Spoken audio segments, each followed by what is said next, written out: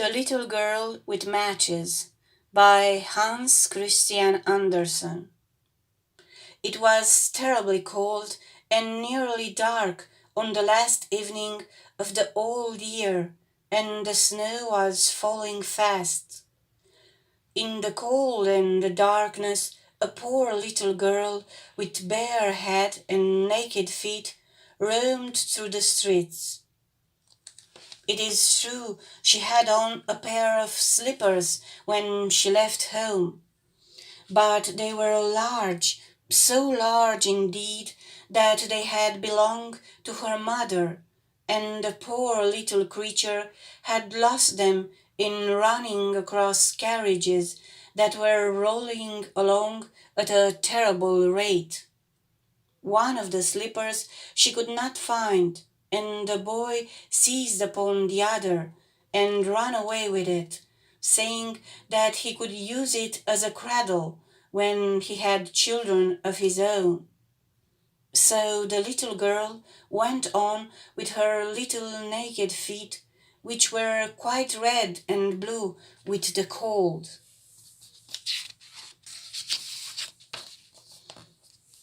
In an old apron she carried a number of matches, and had a bundle of them in her hands.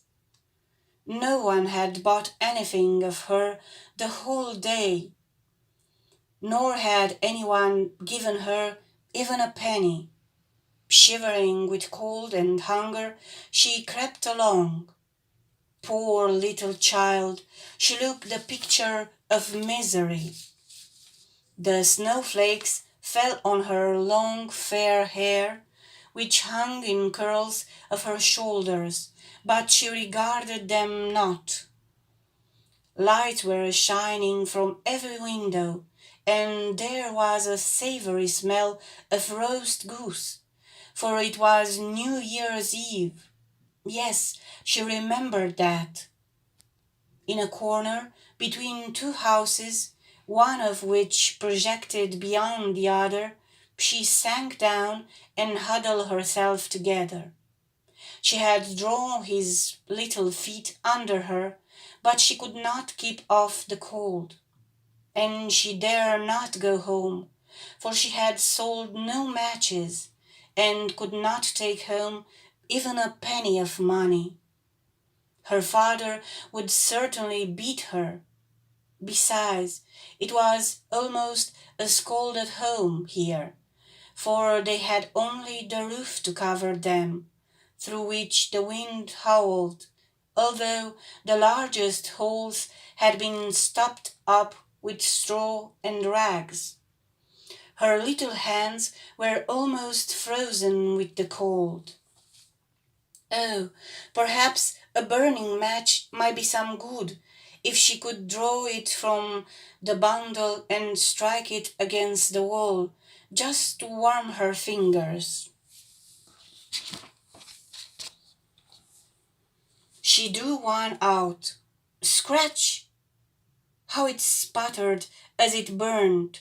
It gave a warm bright light, like a little candle, as she held her hand over it. It was really a wonderful light. It seems to the little girl that she was sitting by a large iron stove with polished brass feet and a brass ornament. How the fire burned and seemed so beautifully warm that the child stretched out her feet as if to warm them, when the flame of the match went out. The stove vanished, and she had only the remains of the half-burnt match in her hand. She rubbed another match on the wall. It burns into a flame, and where its lights fell upon the wall it became as transparent as a veil, and she could see into the room.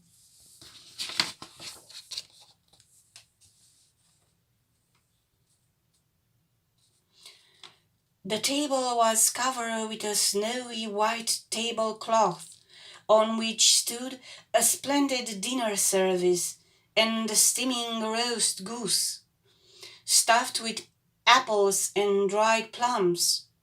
And what was still more wonderful, the goose jumped down from the dish and waddled across the floor with a knife and fork in its breast to the little girl. Then the match went out, and there remained nothing but the thick, damp, cold wall before her.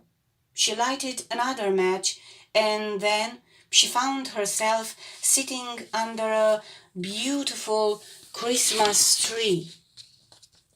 It was larger and more beautifully decorated than the one which she had seen through the glass door at the rich merchant's. Thousands of tapers were burning upon the green branches, and colored pictures, like those she had seen in the show windows, looked down upon it all. The little one stretched out her hand towards them, and the match went out. The Christmas lights rose higher and higher till they looked to her like the stars in the sky. Then she saw a star fall, leaving behind it a bright streak of fire. Someone is dying, thought the little girl, for her old grandmother, the only one who had ever loved her, and who was now dead, had told her that when a star falls, a soul was going up to God. She again rubbed a match on the wall, and the light shone round her. In the brightness stood her old grandmother, clear and shining, yet mild and loving in her appearance. "Grandmother," cried the little one, "oh, take me with you. I know you'll go away when the match burns out. You will vanish like the warm stove, the roast goose, and the large, glorious Christmas tree." And she made haste to light the whole bundle of matches, for she wished to keep her grandmother there.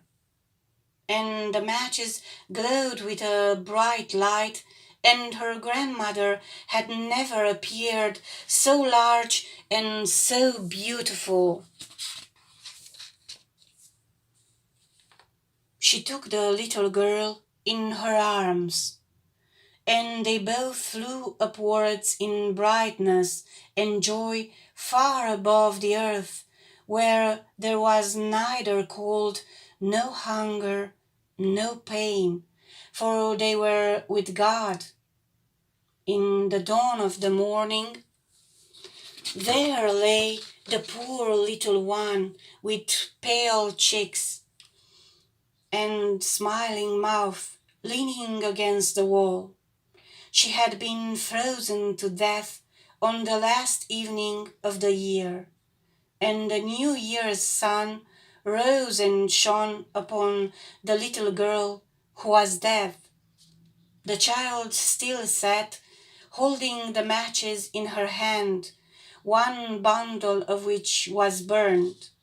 "She tried to warm herself," said someone.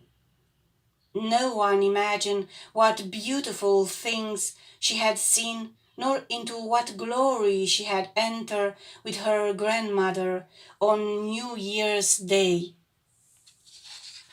The content creators need each of them at least 1,000 subscribers. Be one of them. Please subscribe. I understood that it is free and will not cost you money. Thank you very much.